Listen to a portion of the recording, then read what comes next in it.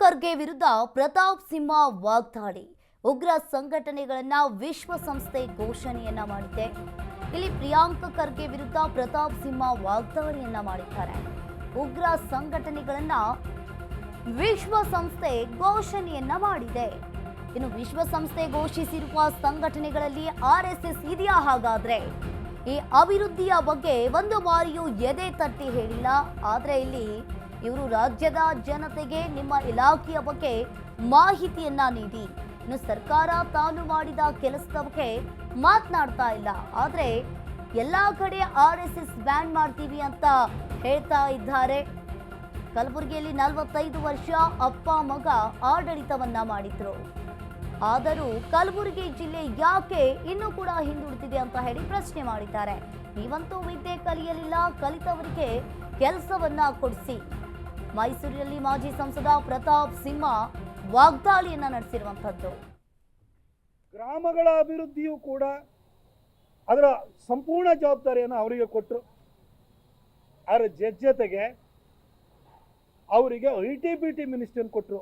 ಗ್ರಾಮಗಳ ಶ್ರೇಯೋಭಿವೃದ್ಧಿ ಹಾಗೂ ಯುವಕರ ಭವಿಷ್ಯದ ದೃಷ್ಟಿಯಿಂದ ITBT ಸೆಕ್ಟರ್ಗಳಿಗೆ ಅತಿ ಹೆಚ್ಚು ಉತ್ತೇಜನವನ್ನು ಕೊಟ್ಟು ಉದ್ಯೋಗ ಸೃಷ್ಟಿ ಮಾಡುವಂಥ ಜವಾಬ್ದಾರಿಯನ್ನು ಕೂಡ ಕೊಟ್ಟರು.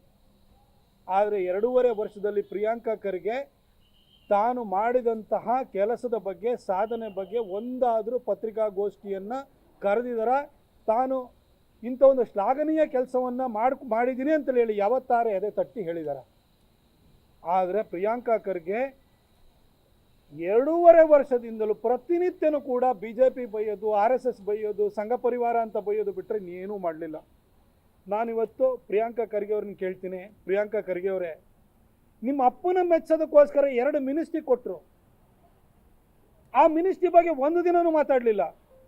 ಅಧಿಕಾರಕ್ಕೆ ಬರೋಕ್ಕಿಂತ ಮೊದಲು ಬಿಟ್ಕಾಯಿನ್ ಹಗರಣ ಅಂತಂದ್ರಿ. ನೀವು ಅಧಿಕಾರಕ್ಕೆ ಬಂದಾದ ನಂತರನೂ BJP ಬೈತಾ ಇದ್ದೀರ ಹೊರತು ಅದನ್ನು ಹಗರಣದ ಜಾಡು ಹಿಡಿದು ಹೆಕ್ಕಿ ತೆಗೆಯೋ ಕೆಲಸ ಮಾಡಲಿಲ್ಲ. PSI ಹಗರಣ ಅಂತ ನೀವೇ ಪತ್ರಿಕಾಗೋಷ್ಠಿನ ಕರೆದು ಹೇಳಿದ್ರಿ. ಆದರೆ ನೀವು ಅಧಿಕಾರಕ್ಕೆ ಬಂದಾದ ನಂತರ ಅದ್ರ ಬಗ್ಗೆ ಮಾತೇ ಇಲ್ಲ. ಸಾಕ್ಷ್ಯ ಕೊಡಿ ಅಂತ ನಿಮಗೆ ಪೊಲೀಸರು ನೋಟಿಸ್ ಕೊಟ್ಟಾಗಲೂ ನಾನು ಯಾಕೆ ಕೊಡಬೇಕು ಅಂತ ಹೇಳಿದ್ರಿ. 40% ಸರ್ಕಾರ ಅಂತ ಹೇಳಿದ್ರಿ, ಅದ್ರ ಬಗ್ಗೆನೂ ಮಾತಿಲ್ಲ. ಅದಕ್ಕೊಂದು ಸಮಿತಿ ಅಂತ ಮಾಡಿದ್ರಿ, ಅದನ್ನು ನೀವೇ ಬರ್ಖಾಸ್ತು ಮಾಡಿದ್ರಿ. PCM ಅಂತ ಹೇಳಿದ್ರಿ, ಅದ್ರ ಬಗ್ಗೆನೂ ಮಾತಾಡಿಲ್ಲ. ಅದ್ರ ಬಗ್ಗೆನೂ ಇವತ್ತು ನೀವು ಅಧಿಕಾರಕ್ಕೆ ಬಂದಾದ್ಮೇಲೆ ಏನೂ ಮಾತಾಡ್ತಿಲ್ಲ. ಬದಲಾಗಿ ಮತ್ತೆ ತರಾವರಿ ಹೇಳಿಕೆಗಳನ್ನು, ಆರೋಪಗಳನ್ನು ಮಾಡ್ತಾ ಇದ್ದೀರಿ. ಪ್ರಿಯಾಂಕಾ ಅವರೇ, ದೀಪಾವಳಿ ಕಳೀತು, ದಯವಿಟ್ಟು ಇನ್ನಾದರೂ